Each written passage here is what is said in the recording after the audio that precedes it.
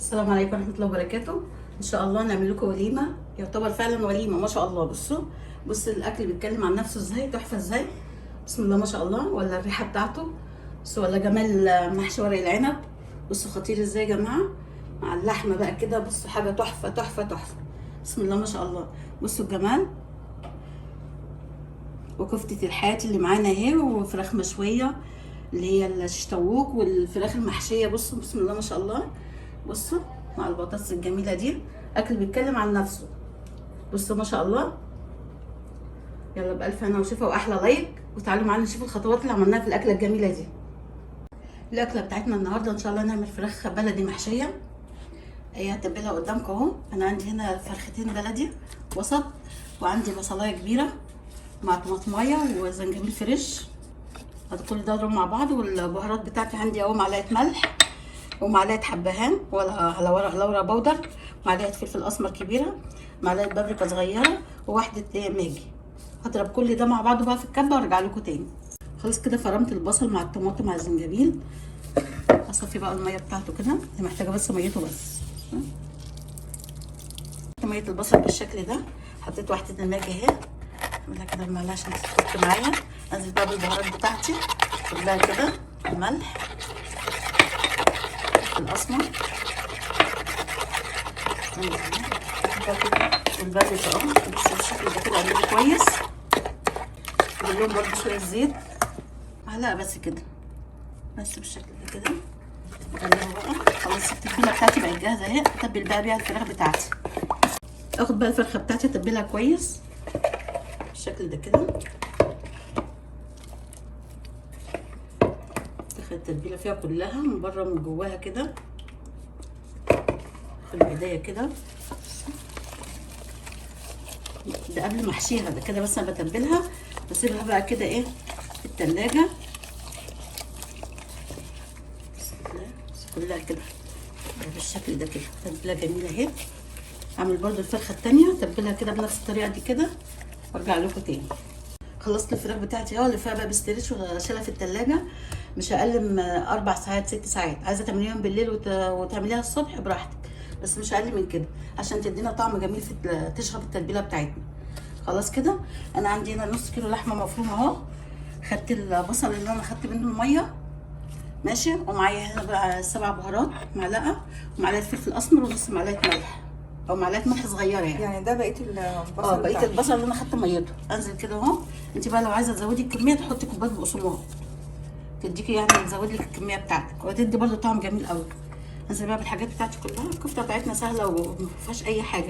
اللحمه المفرومه اهي، والسبع بهارات، والفلفل الاسمر، والملح. ما بنكترش الملح لان ايه، الجزار بيبقى حاطط ملح على اللحمه المفرومه، عشان كده ما بنكترش الملح. انا بقى ادخل كل ده كده في بعضه. خلاص كده عصبت اللحمه، عملت اللحمه معاكم وتبلتها بالشكل ده كده. الفها برده بالستريتش بتاعي، وزي ما قلت لكم كل ما تقعد كل ما تدي طعم حلو في التتبيله دي. بس كده اشيلها بقى في التلاجة لمده 4 ساعات وارجع لكم تاني. بعد ما طلعت الفراخ اهو من التلاجة، اجهز بقى الخلطه بتاعتها. عندي كوبايه رز بالبهارات بتاعته، عباره عن معلقه صغيره بابريكا، معلقه صغيره فلفل اسمر، معلقه صغيره ملح، نص معلقه زنجبيل، وكم واحده قرنفل، ومعلقه بهارات مشكله اللي هي 7 بهارات ماشي. اول حاجه انزل بشويه زيت كده. عايزه تعمليه بالسمنه بس بيبقى تقيل شويه الفراخ، انا بعمله بالزيت. شويه زيت كده يسخنوا بس معايا. زيت البهارات بتاعتي كده. طلع بس الروايح الجميله دي. بعد كده انزل بالرز.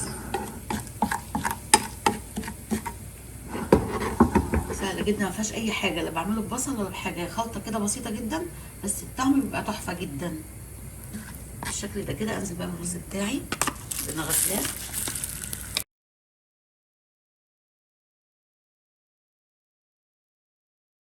انا بقى بسويه هنا 3/4 سوا، والربع الاخير بيستوي في قلب الفرخه بقى، لكن هنا على البوتاجاز من فوق 3/4 سوا كده. قلبته خلاص اهو، دخل كله في بعضه بالشكل ده كده. انزل عليه بشويه ميه سخنين.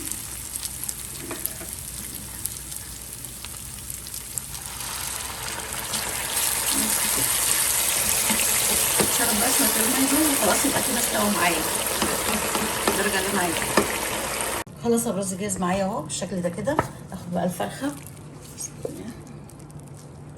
انا مش هحشي الجناب هنا يا جماعه، كده كده احنا عاملين جنبها كبسه وعاملين محشي، فانا هستكفي بس ان انا احشيها من جوه ده بس عشان اوريكم الطريقه. لكن اللي انت بتحشيها تفتحي كده كل الجلد ده كده، وبتحشي بقى ايه من هنا كده، وبتحشي من جوه الزور من هنا برده كده، تحشي كل ده. لو انت هتعمليها لوحديها جنب ملوخيه جنب اي حاجه، لكن احنا عشان عاملين رز وعاملين محشي هنستكفي ان احنا ايه هنحشيها من جوه بس. عشان كده مقلله كميه الرز. بصوا بالشكل ده كده.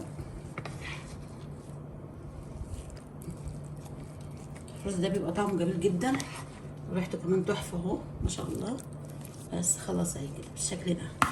عندي بقى الكبده والقناصه بتاعتهم اهي، اقفل بيها هنا كده، احطهم على الباب هنا كده، اقفل بقى ادخل الرجول دي كده. بصوا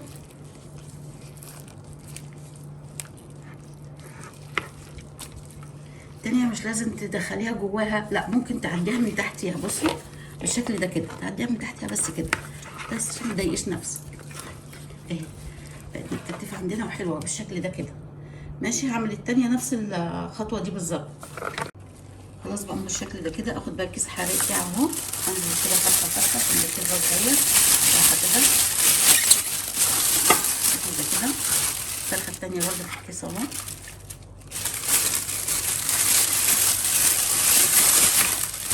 طيب انا عندي هنا ميه البصل بالتوابل مش هرميها، احط هنا شويه في الكيس ده، هنا شويه.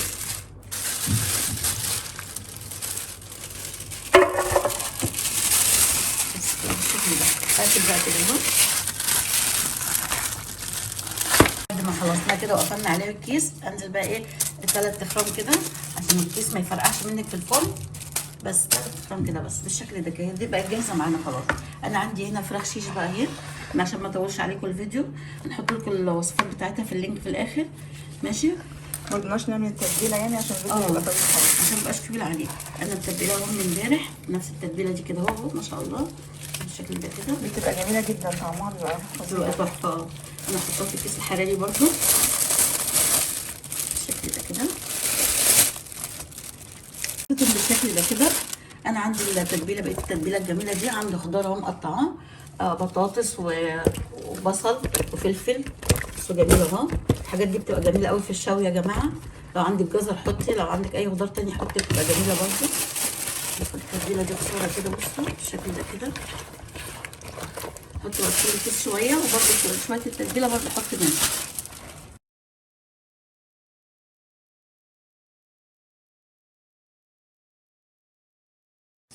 برضو من ايه 3 تخمات اللي قلنا عليهم اهو، عشان الكيس قلنا ما يفرقعش مننا.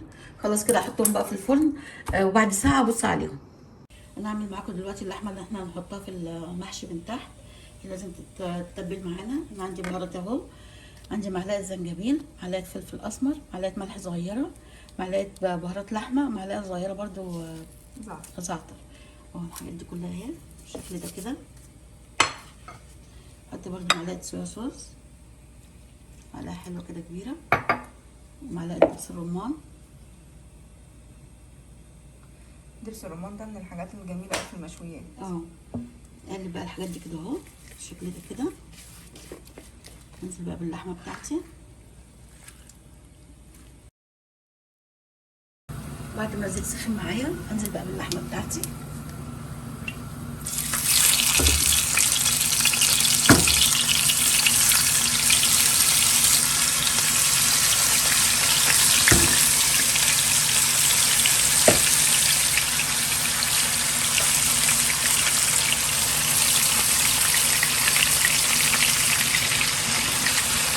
تشوح بقى معايا كده من ناحيتين، تشويحه حلوه كده، وارجع لكم تاني. خلاص اللحمه بقى ايه اتشوحت بالمنظر ده كده، بس ما شاء الله شكلها جميل ازاي. انزل بقى بالحله اللي انا هعمل فيها المحشي بالشكل بصوصها بكل حاجه كده. اظبطها بس كده بالشكل ده كده. انا هنا مقطعه بصل وطماطم، متبلاهم برده بكمون وفلفل، مش حاطه ملح عشان ايه متبقاش الحاجه مالحه، عشان كل حاجه عندنا فيها ملح بالشكل ده كده اهو ما شاء الله.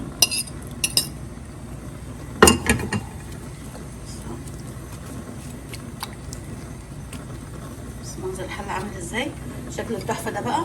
احط عليه المحشي بتاعي بقى اللي انا عاملاه. لفينا المحشي عشان ما نطولش عليكم الفيديو بتاعكم. بصوا انزل بقى اهو ارصص كده في الحله بتاعي بالشكل ده كده. برضو هنزل اللينك بتاعه في صندوق الوصف لو حد مش عارف طريقه الورق العنب. احنا عملناه كتير معاكم قبل كده، مش اول مره يعني نعمله. خلاص عملت المحشي بتاعه، بصوا شكله جميل ازاي. انا بقى انزل بقطع زبده كده، عايزه تحطي زيت برضو بيبقى جميل قوي بالشكل ده كده. خلاص احطه على البوتاجاز اهو، اولع عليه بالشكل ده. ننزل بقى بالشوربه.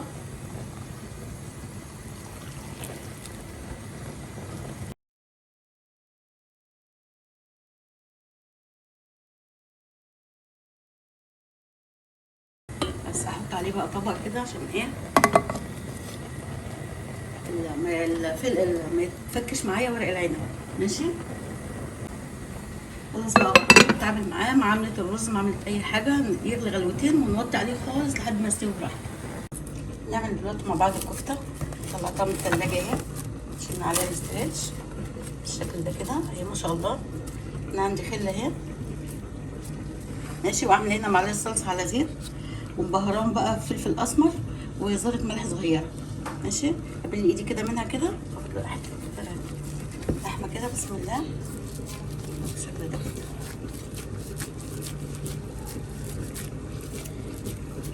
بايدي كده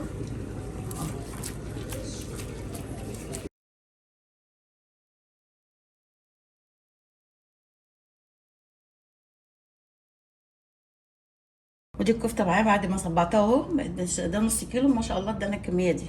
انا مسخنه هنا الطاسه ويا دوبك دهن الزيت بسيطه كده. انزل بقى بالكفته بتاعتي،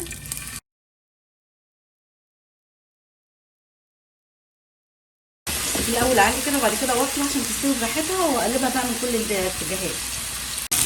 خلاص الكفته بقت جاهزه معايا اهي بالشكل ده. انا حاطه هنا فحم اهي، خلاص بجيب الفحم بتاعتي اهي، حاطه هنا حته ورق فويل، انزل بشويه زيت صغيرين.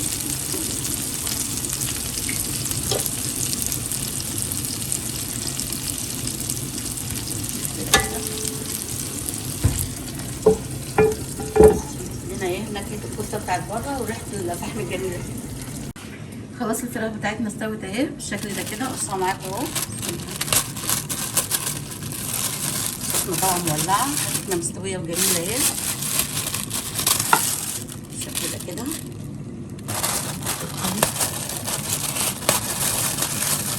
ما شاء الله بالشكل ده كده. وبرده عندي الفراخ اللي هي المحشيه بقى ما شاء الله عليها. بصوا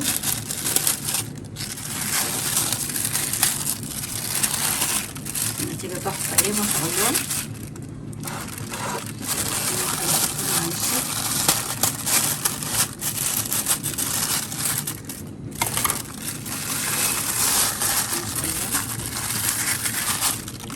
بتاعتها جميل قوي، جميله جميله جميله. والشكل بصوا ما شاء الله. نحط بقى نغرف الحاجه بتاعتنا، الرز بتاعنا الكبسه والمحشي، ونرجع لكم تاني.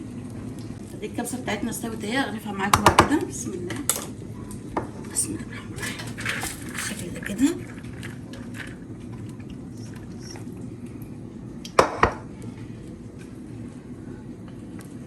نحط بقى عليها الفراخ.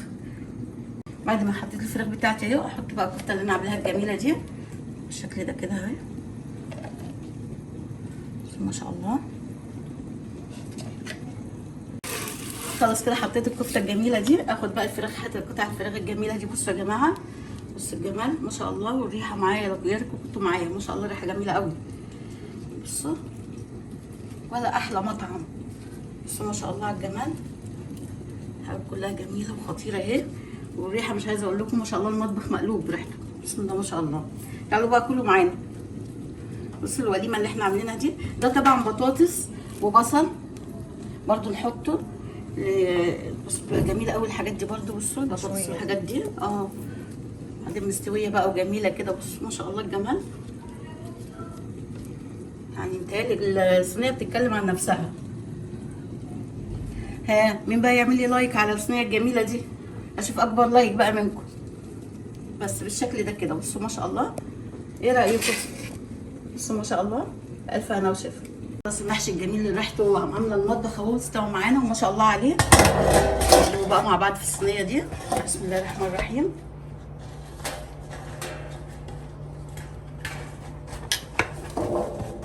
بسم الله. بس هروح معانا شويه.